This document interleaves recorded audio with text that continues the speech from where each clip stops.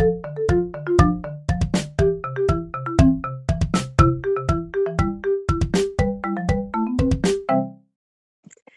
everybody, it's your friendly neighborhood Sassy Blonde Writer here with a new video. I know it's been a minute and I've actually been missing making videos, so I figured I would use this opportunity to go through the path to publication with my publishing company, Mad Woman Publishing. We started it recently.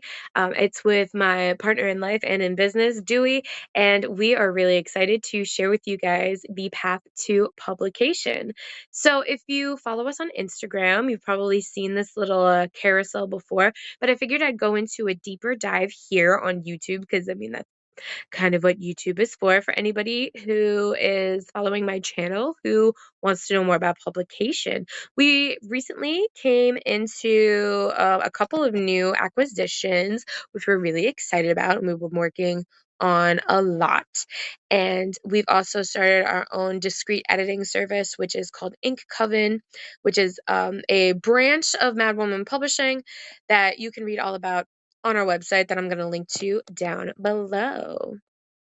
So here it is, the path to publication. Let's get started. So since my last video, I have been very, very busy. Obviously, if you keep up with me on Instagram or you started checking out Mad Woman Publishing on Instagram, you're probably well aware of all the different things we've had going on. So let me just give you my little spiel on what I've been up to recently. So I've been publishing some books lately.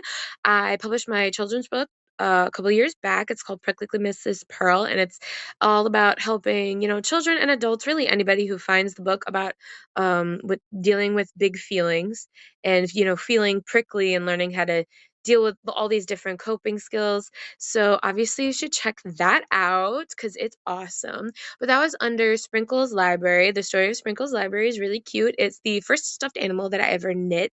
I named her Sprinkles, and she is a little elephant and she is just cute as a button. So this is her little library. But Sprinkle's Library is now a part of Mad Woman Publishing. I started Mad Woman Publishing when I created my poetry book about the process of going through IVF and, trying to start a family and the struggles that takes you through.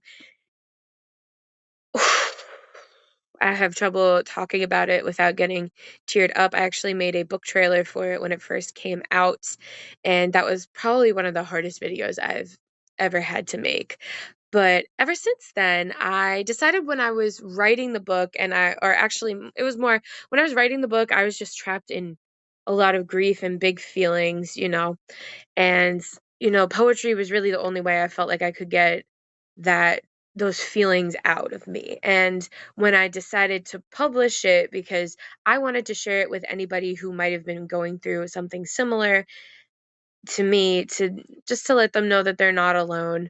And I decided that I did not want to go through the process of querying. I had tried querying with Prickly Mrs. Pearl, and I was really frustrated. And part of that is honestly the subject for another video, but the TLDR is the publishing company and agents weren't really getting back to me, and they're really just inundated with a lot of stuff. And then reaching out to independent presses, they're also being inundated with a lot of stuff. And so I wasn't really getting responses that I wanted. I was interested in doing traditional publishing because I just wanted to, try to do that. Querying was really difficult. I was not a fan of the process. Um, I don't really like making general forms. Like, it felt like I was doing a job search for my book that was so personal to me, and it was just really frustrating. So I decided I was going to start Mad Woman Publishing because for similar reasons that I started Sprinkle's Library, to I wanted to be in charge. I didn't want to hand over creative control to, a bigger publishing house.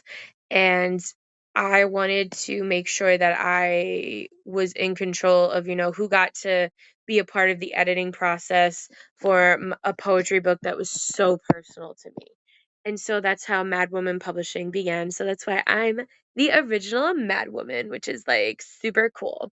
Then last year, no, it was the year before, my partner Dewey, who is also now a part of Rude, who is now a part of Mad Woman Publishing, also published her own book. It's called Title Goes Here. It's wonderful and it's whimsical, and it's the type of book that honestly, a different publishing house probably would have tried to change. So the thing about Mad Woman Publishing is we are in an indie press space, but we do a lot of what, traditional publishing used to do back in the day. So anyway, we are an indie press started by two writers who work on the same creative freedom. We wanted the same creative freedom that comes with self-publishing, but paired with the collaborative approach that traditional publishing is supposed to provide. So at Mad Woman Publishing, we see our books and manuscripts as a piece of art to find the right audience. So that's something that Dewey actually encountered when she was trying to find a home for her book. Title Goes Here, where she actually had somebody tell her to look at her book as a product to sell and not a piece of art to find its audience. Maybe that works for some people, but that is just not our approach. And so that is what kind of rules Mad Women Publishing. We do not want to be told how to market our book. We want to help you find your book's audience. We want people who need that book to find it. And so that is the core tenet of Mad Women Publishing. So the publication process is basically 6 different steps. So you have your submission and offer. I count those all as one because they're pretty much part of the same thing. Then you have revisions, which includes developmental edits. Then you have line edits, copy edits, and proofreading. And then, of course, you have your publication, which is where you get to share your story with their audience. So you took all that time to query your book. You probably have been through a couple of rounds of beta reading. You probably have shown it to a critique partner, and you finally did it. You got a publication offer. Congratulations. So now what? Well, once the querying and the searching is over for your manuscript to find its home, the collaborative work begins. So after you get your publication offer and you accept, assuming you want to accept, you are going to go into revisions. So your revision process is going to deal with your manuscript as a whole, or, for this, the paper as a whole. So that could be, a book of poetry, a book of essays. A lot of people lately have been doing books of essays and poetry together, and sometimes throw a couple of short stories in there, just for funsies. But anyway, so your revision for whatever you're doing is going to be basically the same. You're looking at the work as a whole and you're considering the strengths, the weaknesses, the arguments, if there are any. You usually have a little slant for whatever you're writing about. Your biggest question during the revision process is going to be, why did you write this book? What drove you to write this book? Because that's something you're just going to keep coming back to as you do the revisions. This is the big picture stuff. I'm talking character arc. I'm talking story structure. I'm talking, continuity. Those are the big 3 things that you're going to be looking at during your revision. So you might end up doing some structural changes. You might end up tweaking some of the character arcs, or even in some cases, you might combine characters or split them up depending on, what your book needs for the clarity for the reader. So the revision process for this perspective, because your editor is always going to be thinking about the reader's perspective and the reader's experience with your work. So one of the things that they might end up doing is they might make some structural changes, and that could be anything from moving chapters around to splitting up bigger chapters so that way they're a bit more digestible and make it easier for the reader to get the flow of the story. So one thing they're also going to be looking at is more clarifying ideas rather than correcting grammar. So if you are in the revisions process, there's really no point in at this point to do grammatical changes or go by line level. That's what the line editing is for, because you're probably going to make some big structural changes. You might even end up taking big chunks of your book out. That is something or you might end up writing new big chunks in. It depends. So you might end up expanding on ideas. You might end up, scrapping the whole thing. this is where the phrase "kill your darlings" tends to come from, and sometimes that means, you're deleting a bit of dialogue that you really enjoyed, but it doesn't really make sense in the narrative of your work. Maybe you're scrapping a poem from your project because it was a little repetitive. I've been there, done that. Or maybe you are going to have to get rid of a character you really love just because they don't really have much to do here, or they don't really make sense with the book just yet. So remember, if you are asked to make big cuts like that, you can always just save it for later. You do not have to fully delete something. You can just, remove it from this manuscript and then put it somewhere else. So that's something I like to remember when I'm doing revisions. But this is the point in your whole process where you're going to be asking a lot of questions about the work, if something is needed there and it all goes back to why you wrote the book. What is the central theme or idea or moral, or why are you talking about this? What is the point in your book? What are you trying to say? Everything's going to come back to that. So your revisions are going to come from developmental edits. So at Mad Woman Publishing, unlike some other publishing houses in the space, especially bigger publishing houses, they kind of expect you to have gone through a round of developmental edits on your own. At Mad Woman Publishing, our experience is really all about what's best for the author. So we do developmental edits in-house. We're not going to ask you to go out and find a separate developmental editor. And also, we have discrete editing services available, and developmental edits is also one of them. I'm actually the developmental editor. So again, my focus is on the big picture issues in the manuscript. I look at the plot structure. If you followed my series on different plot structures and different genre deep dives and different tropes that I've discussed here, you kind of get a sense of what I'm going to be discussing in my developmental edits.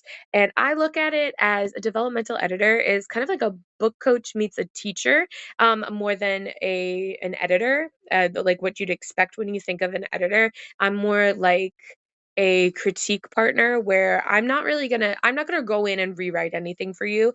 And I really don't like doing like big changes to a manuscript unless the author gives me permission. I don't want to go in there and change anything, but I will be asking questions to clarify something for the reader. Every now and then, I'll ask if you throw around uh too many vague pronouns, I'll probably ask you to clarify what character said what. But other than that, my main focus is going to be on making sure that there's continuity with your book. And if you decide you don't want to publish with us, that's totally fine. We have an Ink Coven discrete editing services available as well, where I am still the developmental editor. So one thing I look at is I also try to give edits from the perspective of an author, because I am an author, obviously. That's, how this whole channel got started. So I understand what it's like to be on the receiving end of the comments and the criticism. So I try to keep that in mind. But I really enjoy looking into, different genre conventions. I also do a lot of research when I'm doing my developmental edits as well.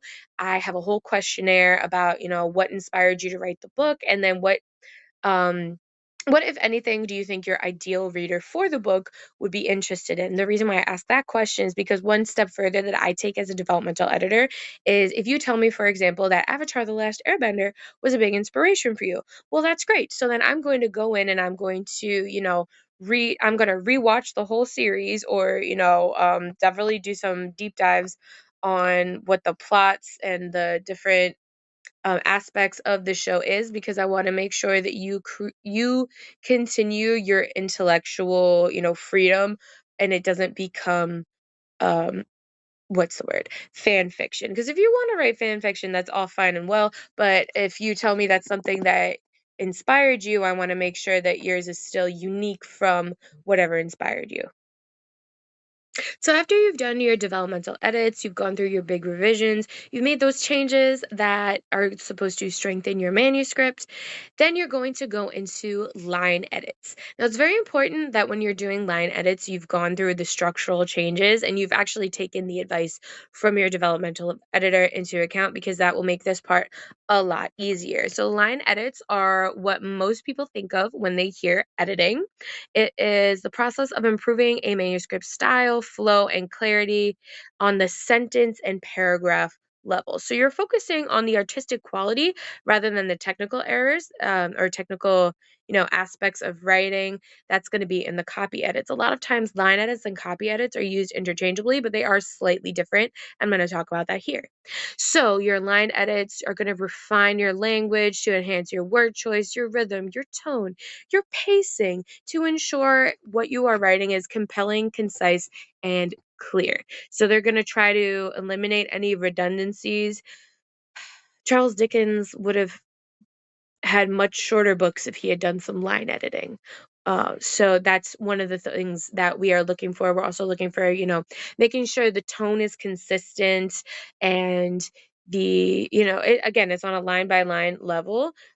So that's what they're looking at in line edits. Copy edits are slightly different. It's when you go through, again, line by line in the manuscript for issues like clarity, consistency, and tone. But this process is more specifically for the readability. So you're looking at, think about it like this. A copy editor is going to, make sure that the copies that their reader gets are accessible for them. So anything that's a little, might go over some readers' heads, especially for the age group you're looking for. This is very important for children's books and for anything for a younger audience. Adult audience is usually has a little bit more leeway, but you're trying to make sure that it is accessible and readable. You're enhancing that readability for whoever, your audience is. That's what copy edits do. So after you've gone through the three different types of editing, where you have developmental, line editing, and copy editing, that's when you go into proofreading. Now, proofreading is the final stage of editing.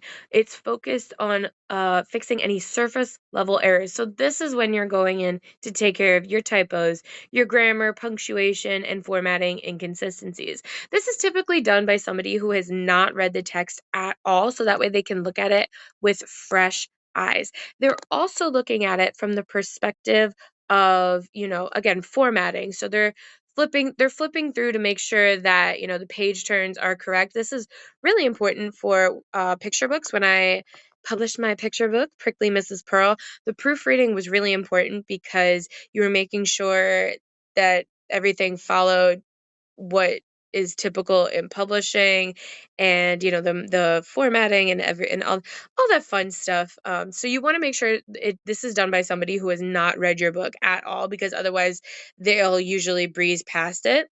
So some proofreaders, they also call this just proofing. You're not necessarily proofreaders. Proofing is another way to refer to that. They'll also make suggestions on formatting as well. This is something you will do with the proof, or the first copy of the book, just before you are ready to publish, because you want to make sure there's no random typos.